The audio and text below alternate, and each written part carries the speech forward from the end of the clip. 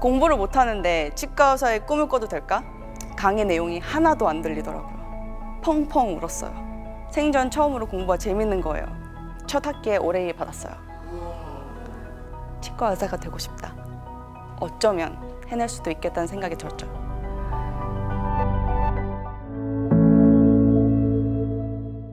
이 프로그램은 시작부터 끝까지 든든하게 동행하는 CBB뱅크 제공입니다. 안녕하세요. 하고 싶은 거 다 하면서 사는 치과 의사 최사랑입니다. 반갑습니다. 제가 겉보기에는 좀 쉽게 사는 것 같이 보일 수도 있고 집안이 좀 부유해서 하고 싶은 거 다 하면서 살았겠지 하는 생각을 하실 수도 있지만 제가 걸어온 길도 이뤄온 것들도 어느 거 하나 쉽지 않았던, 그리고 지금도 어느 거 하나 쉽지 않다는 생각을 하는 평범한 30 후반의 직장인입니다. 한국 나이 23세 유학기에 올라서 우여곡절 끝에 30이 되어서야 치대에 들어갔고요. 이제 40이 가까워지는 나이인데도 불구하고 치과 의사로 데뷔한 지는 2년이 조금 넘었습니다. 어린 시절을 떠올려 보면 전 아무것도 특출한 건 없는 아이였어요. 공부에 소질도 없고요. 음악과 예술에 관심이 많았어서 공부는 뒷전이었죠. 그래도 불행 중 다행으로 운동신경이 좀 좋은 편이라서 중학교 때 우연히 유도를 시작하게 되었고 그게 인연이 되어서 운동만 하면서 10대 생활을 보냈습니다. 중간에 잠시 락스프릿에 빠져서 한국을 대표하는 드러머가 되겠다면서 지금은 유명하신 아티스트인 선우정아님과 함께 같이 학교 밴드 생활도 하기도 하고 지금 돌이켜보면 정말 공부 빼고 다 열심히 했던 것 같아요. 제 고3 때 제가 체육교육과 진학을 준비했었는데 그때 허리 부상이 와서 모든 걸 그만둬야 되는 그런 시련이 닥쳤습니다. 공부는 하는 둥 마는 둥 실기에만 올인했던 저는 그동안의 모든 노력이 수포로 돌아가고 완전 폭망이었죠. 다시 진로를 선택하고 시작해야 되는데 어디서부터 어떻게 시작해야 될지 막막한 거예요. 하루는 엄마와 머리를 맞대고 앉아서 대학 학과 리스트를 쭉 보는데 엄마가 갑자기 취생과는 어때? 하셨어요. 저는 취생과? 그게 뭐야? 라고 했고 저희 엄마는 나도 몰라? 라고 하셨죠. 당시에 치생사라는 직업이 좀 생소했고요. 많은 분들이 치과에서 일하는 아가씨 정도로 생각하던 시절이어서 별로 내키지는 않았지만 Why not? 한번 해보지 뭐 하는 생각으로 그렇게 지원을 했습니다. 인생을 돌아보면 인생의 갈림길에서 결정을 내릴 때마다 저에게 선택의 결정을 짓는 도움을 준 키워드가 있는데요. 바로 Why not? 왜 안 돼? 까짓것 한번 해보자. 안 될 게 뭐야? 이런 마인드였어요. 공부를 못하는데 치과 의사의 꿈을 꿔도 될까? Why not? 공부 좀 못했으면 어때요? 조금 오래 걸리고 고생스러워도 지금부터라도 하면 되죠. 너무 늦은 것 같은데 지금 해도 될까? Why not? 좀 늦으면 어때요? 남들의 적절한 시기에 내가 끼워 맞출 필요는 없어요. 그 사람들이 내 인생을 대신 살아주는 게 아니니까요. 이런 저의 Why not의 마인드가 지금의 저를 만들었다고 생각합니다. 치아 형태학, 치의생과에서의 저의 첫 수업이었어요. 각 치아의 모양과 특징을 배우는 그런 수업이었는데요. 생전 처음으로 공부가 재밌는 거예요. 치과가 너무 무서워서 10년이 넘게 치과에 안 가고 또 학교에서 구강검사하면 전 도망갔었거든요. 그리고 공부에는 목에 칼이 들어와도 안 하던 제가 스스로 관심을 갖게 됐고요. 스스로 공부하기 시작했습니다. 그때 네가 고딩 때 이런 식으로 공부했으면 서울대를 갔겠다. 진짜 그 말을 너무 많이 들었어요. 그 정도로 학구열에 불타올랐고 재미있게 공부했습니다. 그렇게 첫 학기 끝나고 나니까 저는 꽈탑이 되었고요. 전액 장학금을 받게 되었어요. 난생 처음 제가 받아본 올 A 성적표는요. 제가 한 번도 느껴보지 못한 쾌감과 성취감을 안겨주었고 거기서 멈출 수가 없더라고요. 책 옆면이 까맣게 될 때까지 읽고 줄치고 외우고 효과적인 공부 방법 같은 거 생각하지도 않았어요. 그냥 미련하게 돌직구 시간과 체력을 쏟아가면서 그냥 공부했습니다. 이렇게 공부하면서 제가 진짜 얻은 게 뭐냐면요. 나도 노력할 수 있는 사람이구나 라는 걸 깨달은 거예요. 하찮아보이는 기회도 노력으로 가치 있게 만들 수 있구나를 깨달은 거예요. 그리고 이게 저를 꿈꾸게 만들었습니다. 치과 의사가 되고 싶다. 현실적인 방법은 딱 두 가지더라고요. 하나, 수능을 다시 보고 한국치대에 입학한다. 둘, 유학생을 받아주는 외국치대에 입학한다. 그때 제가 치과 의사가 될 확률은 얼마나 됐을까요? 두 가지 옵션 다 가능성은 아주 희박했습니다. 그리고 유학을 갈 수 있는 집안 형편도 아니었죠. 수능을 다시 보기는 죽기보다 싫었던 저는 맨 땅에 헤딩하는 마음으로 도서관, 치과, 보건소, 레스토랑 닥치는 대로 알바를 하고 유학 관련 정보를 모으기 시작했어요. 그렇게 3개월 정도 혼자 끙끙대면서 유학 관련 사전 조사를 하고 투자자 유치를 위한 프레젠테이션을 준비했죠. 투자자는 저희 부모님이었습니다.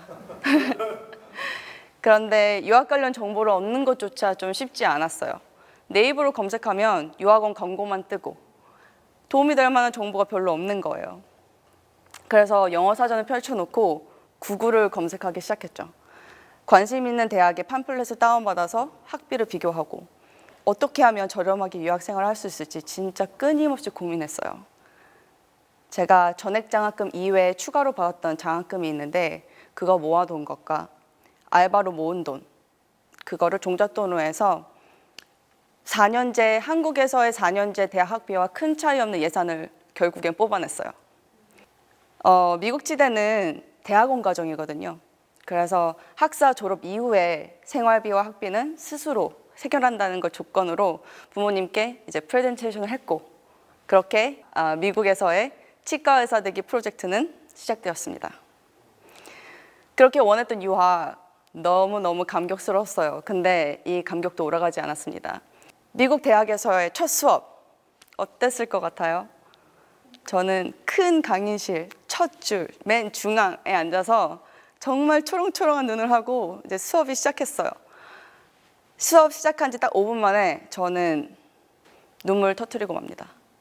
펑펑 울었어요. 멈출 수 없는 눈물이 나오는 거예요. 강의 내용이 하나도 안 들리더라고요. 그 순간 눈앞에 저희 부모님 모습이 아른거리면서 나 어떡하지? 그런 생각이 들었어요. 그때 제가 울면서 뭘 했는지 아세요? 들리는 단어들을 공책에 적어가기 시작했어요. 제가 할 수 있는 게 그것밖에 없더라고요. 그렇게 허무하게 수업이 끝나고 나가려고 하는데 교수님이 저를 불러 세웠어요. Are you okay? 괜찮냐고 물어봐 주시더라고요. 그러니까 또 눈물이 터지죠. 근데 그때 그동안 공부했던 게 무색할 만큼 정말 문법도 하나도 맞지 않는 그런 영어로 제가 수업이 하나도 안 들린다. 어떻게 해야 될지 모르겠다. 그랬더니 교수님이 하시던 말씀이 모든 수업을 녹음해라. 그리고 그걸 다 들어봐라. 그리고 그래도 모르겠으면 언제든지 찾아와도 좋다고 말씀해 주셨어요. 거기에 힘을 얻어서 집에 가는 길에 바로 녹음기를 삽니다. 그 학기 내내 모든 수업을 녹음했고요. 음악 대신 녹음한 파일을 들으면서 강의를 받아쓰기를 했어요. 받아쓰기 한 내용을 교과서와 비교해 가면서 저만의 노트를 만들었어요. 매 수업이 끝날 때마다 그 노트를 가져가서 교수님께 질문을 했어요. 아는 것도 질문을 했습니다. 이렇게 독하게 공부했더니요. 첫 학기에 올해 받았어요. 정말 가슴이 뜨거워졌어요. 어쩌면 해낼 수도 있겠다는 생각이 들었죠. 이쯤 되면 강의를 하나도 이해 못할 정도의 영어 실력으로 어떻게 올해를 받았으며 치대에 입학하고 그 어려운 치대 공부를 해냈을까 의문이 드실 것 같아요. 저는 원래 언어에 재능이 없어요. 지금도 조금 느끼시겠지만 말도 잘 더듬고 말재주가 있는 편도 아니에요. 현재 제 생각엔 영계국어 보유자라고 생각하시면 될 것 같거든요. 기억력도 별로고 학창시절 공부를 안 해서 영어에 대한 기본 실력도 없었어요. 그런데 어떻게 했냐고요? 밑 빠진 독에 물 붓기라는 속담 아시나요? 네. 깨진 독에 물을 아무리 부어도 물을 채울 수 없듯 헛된 노력을 한다는 뜻이죠. 저는 이 속담에 동의하지 않아요. 저는 밑 빠진 독도 채울 수 있다고 믿어요. 과학적으로도 증명할 수 있습니다. 어떤 원리냐면요. 물이 빠르게 빠져나가는 속도보다 더 빠르게, 더 많이 물을 부어놓으면 밑 빠진 독도 채울 수 있습니다. 밑 빠진 독도요, 폭포수 밑에서는 가득 찰 수밖에 없어요. 미국에 처음 와서 3년 동안 살기 위해 영어 공부를 했는데요. 외워도 자꾸 까먹고, 아는 문장도 말만 하려고 하면 안 나오고, 답답하죠. 혀가 꼬이고, 시험 볼 때 단어를 몰라서 틀린 적도 있어요. 내용은 아는데 단어를 몰라서 틀린 게 말이 됩니까? 말하자면 저는 밑 빠진 독이었어요. 그래서 제가 뭘 했는지 아세요? 하루에 200~300개씩 단어를 외웠어요. 외운 단어가 머릿속을 빠져나가기 전에 채워넣었어요. 매일 자기 전에 1부터 100까지 발음 연습을 했어요. 발음이 잘 안 되는 문장들을 공책에 빼곡히 적어놓고 될 때까지 연습을 했어요. 말이 반사적으로 나올 때까지 쉐도잉을 끊임없이 했습니다. 이렇게 밑 빠진 독에 물이 빠지는 속도보다 더 빨리, 더 많이 물을 부어오다 보니까 제가 여기까지 오게 되었네요. 미국 유학 4년 차, 이제는 영어도 어느 정도 구사하고 성적도 괜찮고 치대만 붙으면 되는데 경쟁률이 높은 치대에 진학은 생각보다 힘들었어요. 시민권을 가진 친구들보다 높은 점수를 받아야 된다는 건 알고 있었어요. 그런데 좀 아니란 생각으로 지원을 했고 낙방을 했습니다. 절망스러웠어요.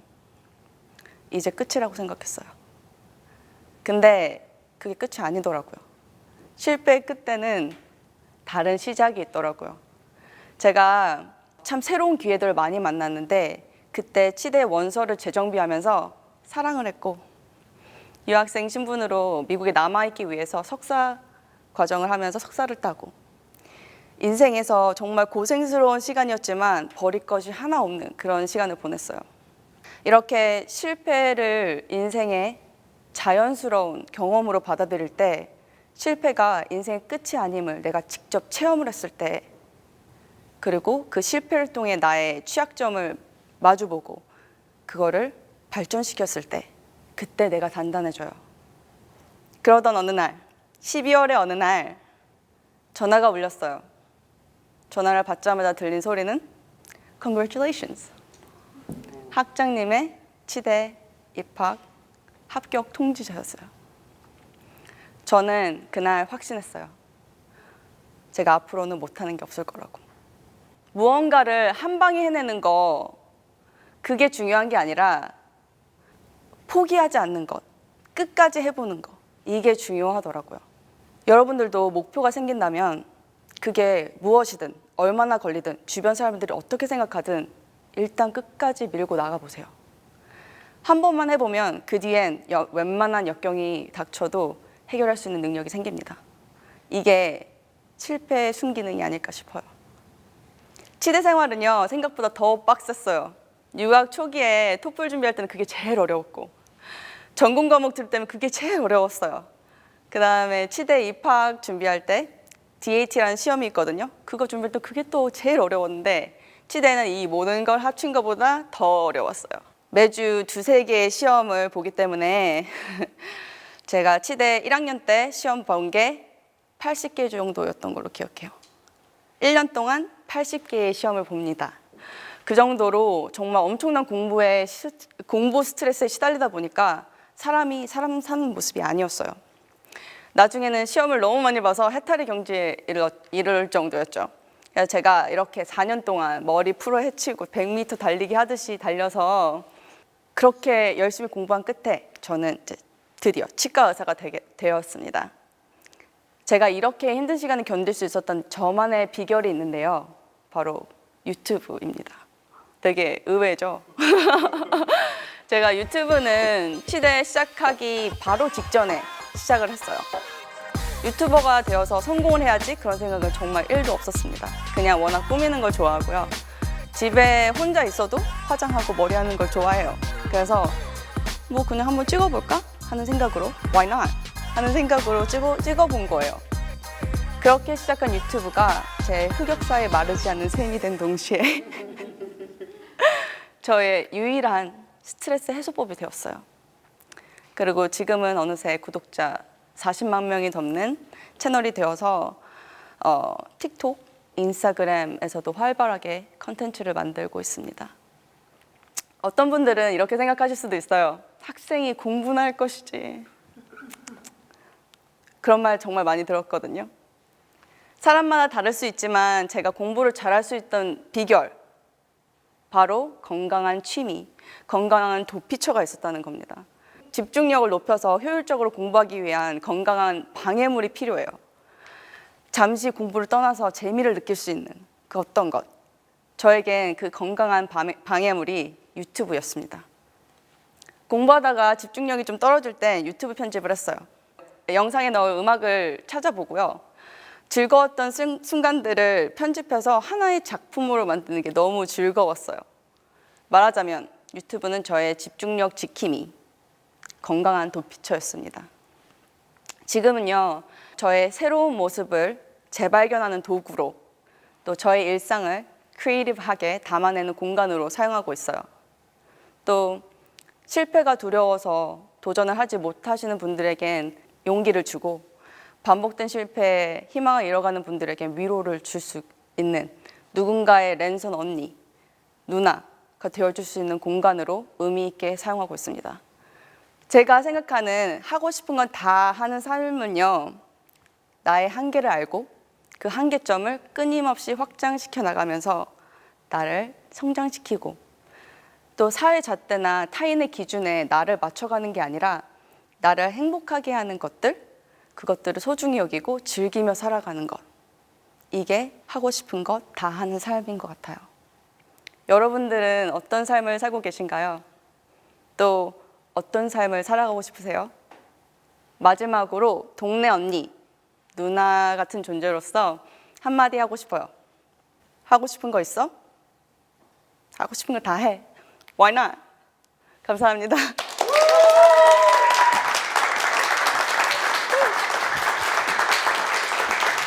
이 프로그램은 시작부터 끝까지 든든하게 동행하는 CBB 뱅크 제공이었습니다.